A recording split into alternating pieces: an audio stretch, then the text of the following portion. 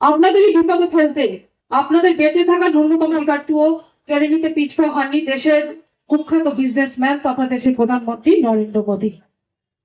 বেঁচে থাকার জীবনদায়ী 990টি ওষুধের দাম বাড়িয়ে আপনাদের মতো সকল সাধারণ দেশবাসীকে মেরে ফেলার কৌশল নিয়ে তিনি ব্যবসা করলেন। বেনিয়া ও ব্যবসার মনোবৃত্তি নিয়ে কেউ যদি মশনতে বসে, সে তো ব্যবসাটা করবেই, কারণ তার রক্ত মিশে আছে ব্যবসার রক্ত।